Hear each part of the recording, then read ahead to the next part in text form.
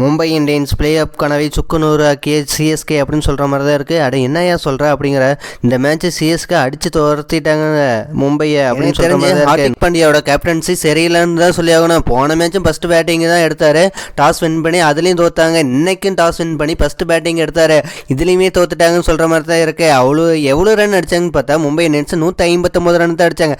Power பிளேயில் நல்லா தான் விளையாண்டாங்க, ஒரு லாஸ்ட்டாக போக போக விளையாடவே இல்லை அப்படின்னு சொல்கிற மாதிரி தான் இருக்குது. முக்கியமாக இன்றைக்கி ஹார்திக் பாண்டியா சரியாகவே விளையாடலை அப்படின்னு சொல்லி தான் ஆகணும். சரி, இன்றைக்கி என்னாச்சுன்னு பார்க்கலாம் வாங்க. ஃபஸ்ட்டு டாஸ் வின் பண்ணி மும்பை இந்தியன்ஸ் பேட்டிங் எடுத்தாங்க. சரி, என்னாச்சுன்னு பார்த்தீங்கன்னா வில் ஜாக் ஒரு ரன்னில் அவுட் ஆகிட்டாரு. சரி, அவுட் ஆனே என்ன ரெக்கல்டனு மற்ற நமந்தீர் 2 பேரும் பவர் பிளேயில் போட்டு கிளின்னு கிழிச்சாங்க. ரெக்கல்டனுக்கு இன்றைக்கி சரியாகவே மாட்டலன்னு தான் சொல்லி ஆகணும். அவருக்கு சில கேட்சை மிஸ் பண்ணிட்டாங்க அப்படின்னு தான் சொல்லி ஆகணும். சரி, என்ன தான் மிஸ் பண்ணாலும் 24 பாலில் 37 ரன் அடித்து அவரும் அவுட் ஆகிட்டார். நமந்தீர் 37 பாலில் 57 ரன் அடித்தார். அவர் மட்டும் தான் இன்றைக்கி விளையாண்டார் அப்படின்னு சொல்லி ஆகணும். அவர் தான் அதிரடியாக விளையாண்டு ஒரு 15 கம்ப்ளீட் பண்ணார்.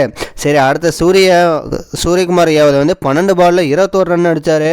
சரி, ஹார்திக் பாண்டியா இன்னைக்கு என்னடா இப்படி விளையாண்டுட்டு இருக்கிற அப்படிங்கிற மாதிரி தான் இருக்குது. ஏங்க 23 பாலில் 18 ரன் அடிக்கணும் லாஸ்ட்டு டெட் ஓவரில், அது மாதிரி இருக்கு. என்னையா போயா நீயும் ஆளும் அப்படிங்கிற மாதிரி தான் இருக்குது. நீ செம்ம கடுப்பாயாச்சு. மும்பை கடப்பாறை டீம்னு சொல்கிறீங்க, ஆனால் கடப்பாறை டீமை ஒரு வழி பண்ணிட்டீங்க அப்படிங்கிற மாதிரி தான் இருக்குது. பிளே ஆஃப் கனவையும் முடிச்சு விட்டே போ அப்படிங்கிற மாதிரி தான் இருக்குது. 20 ஓவரில் 159 ரன்னு தான் அடித்தாங்க. அதிகபட்சமாக கம்போஜ் 3 விக்கெட்டும், நூர் அகமது 2 விக்கெட்டும், ராதாகிருஷ்ணன் 1 விக்கெட்டும், ஓவர் 10 1 விக்கெட்டும். சென்னை சூப்பர் கிங்ஸ் சஞ்சு சாம்சன் சீக்கிரமாகவே அவுட் ஆகிட்டாரு. அட என்னையா சொல்கிற, பும்ரா வீசிய ஃபஸ்ட்டு ஓவர்லேயே அவர் எடுத்துட்டாங்க அப்படின்னு தான் இருக்குது.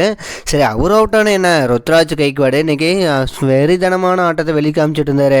அவரோட உர்வி பட்டேலும் சேர்ந்து கலக்குன்னு கலக்கிட்டு இருந்தாங்க. 2 பேரும் பவர் பிளேயில் வெளுத்து வாங்கிட்டாங்க. 62 ரன் அடிச்சிட்டாரு. உர்வி பட்டேல் 12 பாலில் 24 ரன் அடிச்சு அவர் அவுட் ஆகிட்டாரு. சரி, ருத்ராஜ் மட்டும் கார்த்தி சர்மா 2 பேரும் லாஸ்ட் வரைக்கும் விக்கெட் இழுக்காமல் இல்லை மேட்ச் முடிச்சு தந்துட்டாரு தான் சொல்லி ஆகணும். ருத்ராஜ் கைக்வாடு 48 பாலில் 67 ரன் அடிச்சிட்டாரு. போன மேட்சும் இப்படி தான் விளையாண்டாரு, இந்த மேட்சும் இப்படி தான் விளையாண்டுருக்காரு. செம்ம ஃபார்மில் இருக்காங்க. ஒரு பிளே ஆஃபுக்கான ஒரு வாய்ப்பு இருக்குது சென்னைக்கு. எல்லா மேட்சும் ஜெயிச்சா அதுங்கிற மாதிரி தான் இருக்குது. கார்த்தி சர்மா 40 பாலில் 54 ரன் அடிச்சிட்டாரு. யார் அந்த கார்த்தி சர்மா அப்படின்னு பார்த்தா சின்ன பையன் தான், இருந்தாலும் பெரித்தனமான ஆட்டத்தை வெளிக்காமிச்சிட்டு இருந்தாரு. சரி, 11 பால் மிச்சம் இருந்த நிலைமையில் சிஎஸ்கே வின் பண்ணிட்டாங்கன்னு தான் சொல்லி ஆகணும். சிஎஸ்கே பாயிண்ட் டேபிளில் 6வது பிளேஸில் இருக்காங்க. சரி, வரக்கூடிய 5 மேட்ச்லையும் ஜெயிச்சா சிஎஸ்கேக்கு ஒரு வாய்ப்பு இருக்குது. அது மாதிரி தான் இருக்குது.